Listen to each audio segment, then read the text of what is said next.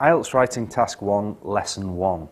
In this lesson, I'll quickly explain what we're going to do on this video course for Writing Task 1.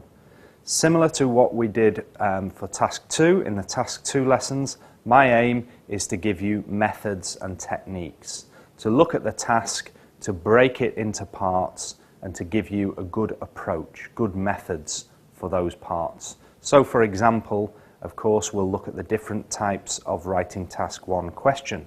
A few things to remember before we start. The Writing Task 1, the task is to describe a figure, some kind of graph, chart, diagram that you see. Your task is to describe it and write a report on it. You are not supposed to give your opinions. You don't know why the line on a graph goes up or goes down. You haven't got the research. All you see is the graph and you describe what you see. This we would call a report. It's the description task. So no opinions first of all. And another important thing before we get going, I'll just say this now, no conclusion. Because a conclusion is like a final opinion, a final judgment. So we're never going to put a conclusion in Writing Task 1. You can put a summary in Writing Task 1. Examiners call this the overview, but it's the same as a summary. So if you want to put something general at the end of your essay in Writing Task 1, let's call it a summary and not a conclusion. So I've said that Writing Task 1 is a report, it's a describing task.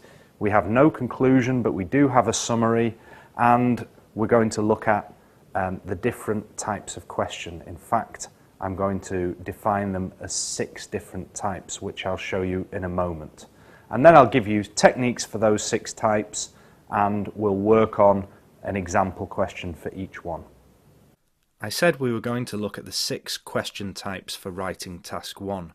So here they are: line graph, bar chart, pie chart, table, a diagram that's comparing things, or a diagram that's showing a process. I consider a map to be a type of diagram, so maps are included in either number 5 or number 6. Now, I always ask my students, what do numbers 1 to 4, line graph, bar chart, pie chart and table, have in common? I've highlighted those 4 in green because they're very similar. The reason is, the answer is that they have one thing in common, which is that they all show numbers. When you're describing a line graph, bar chart, pie chart or table, you're just describing something that shows numbers. People often ask me, is there some special language that I need to know for pie charts or for tables? The answer is no. There's no special language. The language for those 4 types is exactly the same. It's number language, and the only things you have to do really are 3 things. You might have to describe one number, or for more than one number, you might have to compare, so you need some comparing language. You need to know how to compare numbers in a sentence. And the final thing with numbers is to be able to describe changes or trends. That's where you use your increase, decrease language. Those are the only 3 things in terms of language that we need to really worry about. Describing numbers, comparing more than one number, and describing these changes and trends. In fact, number 5, the diagram, you're using very similar language, describing and comparing things on a diagram. Of course, there are no numbers, but the comparing language is going to be very similar. The only one that has different language, where you need to use something different, is the process diagram.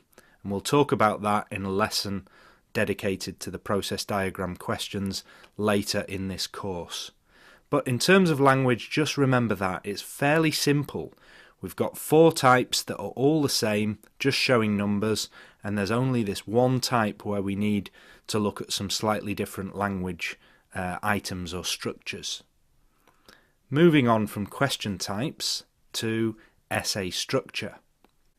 I'm going to show you now the 4-paragraph structure that I always use on my blog, my website, and with my students here in Manchester. If you've followed my blog lessons, you should already know this. Here are the 4 paragraphs that I suggest. Introduction, overview, which you can call summary if you want. The examiners call it an overview. And then 2 paragraphs of details. No conclusion. You notice I said that earlier in this lesson, but if you want, you can put the overview at the end. We can have a summary at the end. I personally prefer to put it second because I know how important the overview is for your score, so I do it just after the introduction, but it makes no difference. You can put it at the end as a summary if you want. Just don't begin with in conclusion. Begin with in summary or it is clear that, something that shows this is a general summary of the information. Now, moving on, the introduction. What do we do? Very simple. 1 sentence, paraphrase the question. So you take the question and you go through it bit by bit, changing the words if you can, maybe change the order. You don't have to change everything. Just try to change the key words in there. Anyway, moving on, the overview or summary, what do we do? Well, my advice is this is very important, so I give it 2 sentences. And in those 2 sentences, you're looking to explain or describe, the main general things. So look for 2 main things, 2 main points. You'll see what I mean in more detail when we actually do some questions later on this course. Then finally, we have 2 paragraphs about the details. This is where you include numbers and you do your comparisons, you're describing trends if there are trends shown. Sometimes people ask me, why do we need 2 paragraphs? Well, the simple answer is this makes you organize or group the information better. If you can, for example, if you've got numbers, you might put all the higher numbers in one paragraph and the lower numbers in another. Or you might put the first half of the period in paragraph 3 and the second half of the period of years in paragraph 4. Just grouping and organizing. This will help your score for coherence and cohesion. Makes your structure look better. And that's it. No conclusion, remember.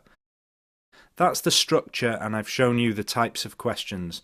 In the rest of this course, we're going to go through those different question types. So next lesson, next week, we will start with the line graph question.